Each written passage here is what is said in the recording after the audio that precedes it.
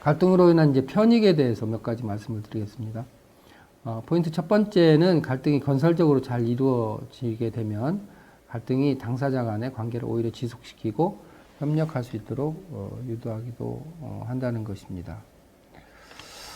포인트 두 번째는 가까운 사이임에도 불구하고 갈등이 없다는 것은 한쪽이 상대방의 관점이나 바람에 의해서 억압되어 있거나 예속되어 있을 가능성이 있습니다. 건설적인 갈등은 장기적인 평화와 협력을 만드는 기초가 됩니다.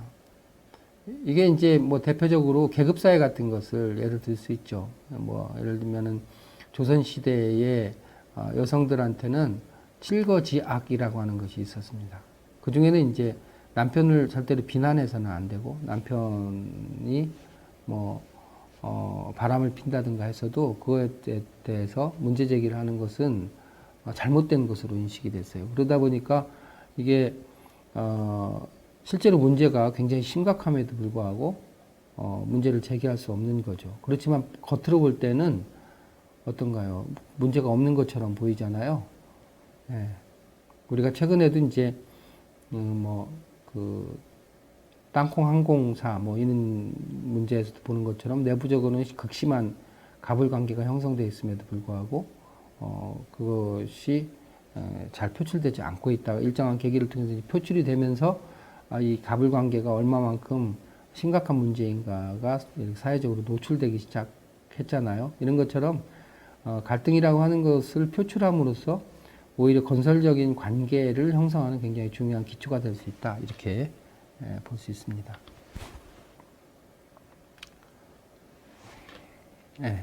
과제 1은 갈등이 집단의 정체성을 확인하고 결속력을 높이는 계기가 된다는 사례를 한번 생각을 해보시고요. 포인트 세 번째는 적절한 갈등이 오히려 집단 내부의 문제를 점진적으로 해결하게 하고 결과적으로 집단 전체의 일시적인 붕괴를 막는 효과가 있을 수 있다.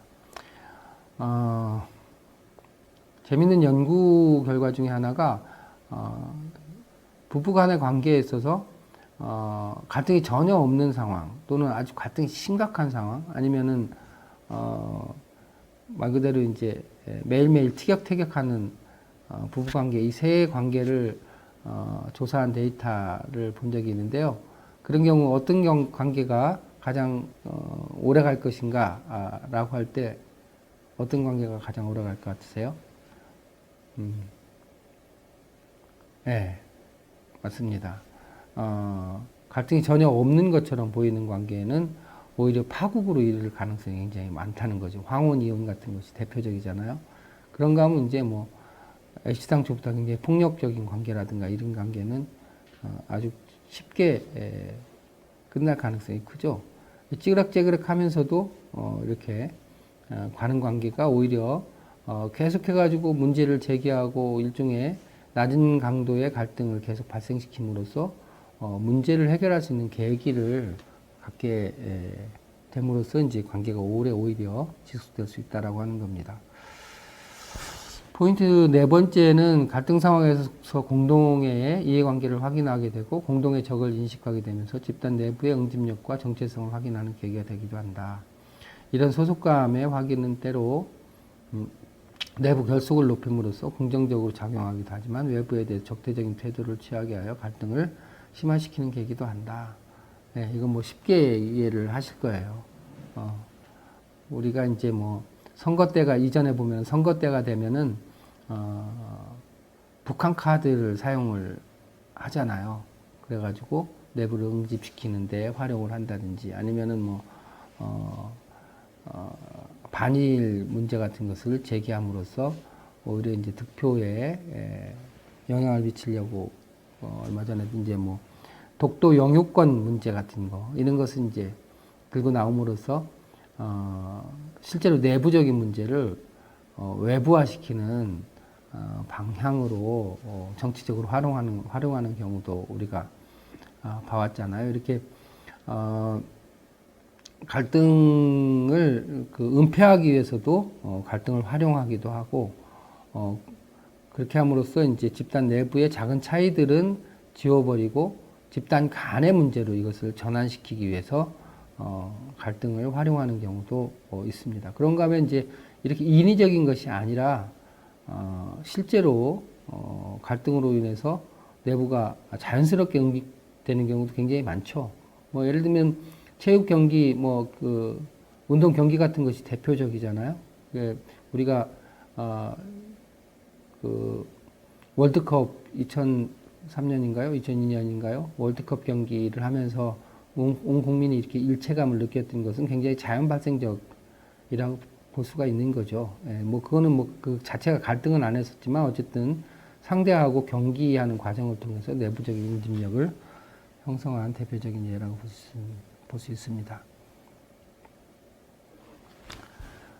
편익의 이제 그 종류를 몇 가지 조금 그 구체적으로 말씀드리면, 첫 번째는 이제 그 사회적 학습의 계기가 된다는 것입니다. 갈등으로 인해서 이제 사회적인 불평등이라든지 사회적인 소외라든지 편견이나 차별 같은 것이 드러날 수가 있는 거죠. 문제가 드러나야지 그걸 어떻게 해결할 것인지에 대해서 고민을 하게 되는 거니까요. 그래서 갈등이 없는 사회는 사회적인 억압이 존재하는 경우가 많습니다. 최근에 이제 뭐 그 이슬람 같은 데서 여성들이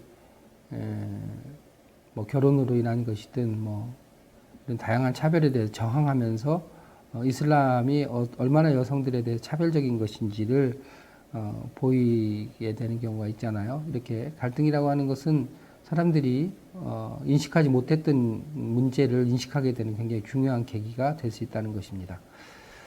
집단적인 응집력을 높이는 뭐 계기가 된다는 것은 앞에서 말씀드린 내용이고요.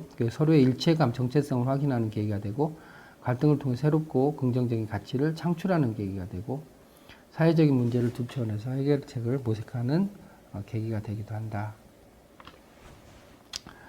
정체성을 확인하고 강화하는 계기가 되기도 하죠.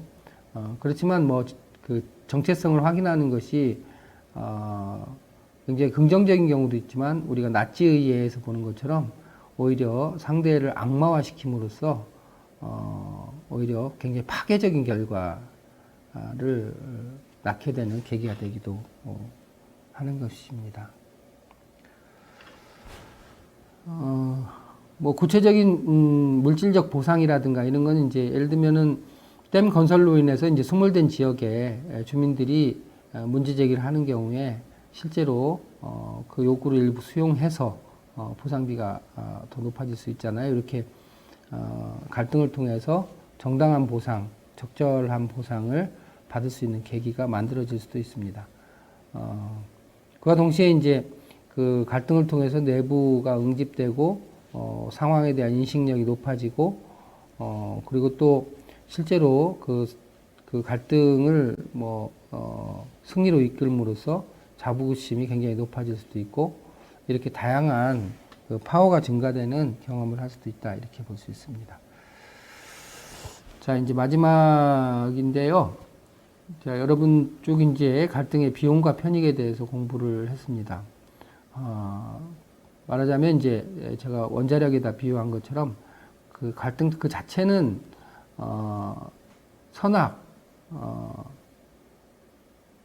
또는 옳음과 옳지 않음의 대상이 될 수 없는 사회적인 현상이라고 보는 것이고, 그 사회적인 현상을 우리가 어떤 관점에서 보느냐에 따라서 그 갈등 현상은 긍정적으로 볼 수도 있고 부정적으로 볼 수도 있는 것이다. 그리고 그 갈등을 우리가 어떻게 맞이하고 접근하느냐에 따라서 그 결과는 굉장히 파국적인 결과를 낳을 수도 있고, 그런가 하면 역으로 굉장히 긍정적인 사회 발전의 원동력으로 활용할 수도 있다라고 하는 점을 말씀을 드렸습니다.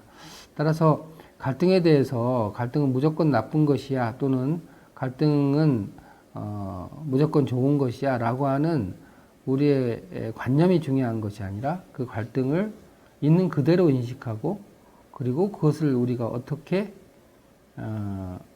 잘 풀어갈 것이냐 라고 하는 점이 굉장히 중요하고요. 우리가 해야 될 중요한 것은 가급적이면은 부정적인 효과는 최소화시키면서 긍정적인 효과는 그 최대화시킬 수 있도록, 극대화시킬 수 있도록 노력하는 것이 굉장히 중요하죠. 그래서 갈등으로 인해서 우리가 갈등 이전보다 갈등이 발생함으로써 훨씬 더 갈등 이후에 좋은 결과를 만들어내려고 노력하는 것이 굉장히 중요합니다. 그러자면 이제 우리가 갈등이 구체적으로 어떤 내용과 어떤 과정과 절차를 통해서 갈등이 이렇게 발전해 가는지에 대해서 인식하는 것이 굉장히 중요한데요. 그 부분은 이제 두 번째 장 갈등의 생애와 갈등 해결의 차원에서 공부를 해보도록 하겠습니다. 자, 제 1강을 이것으로 마치겠습니다. 수고하셨습니다.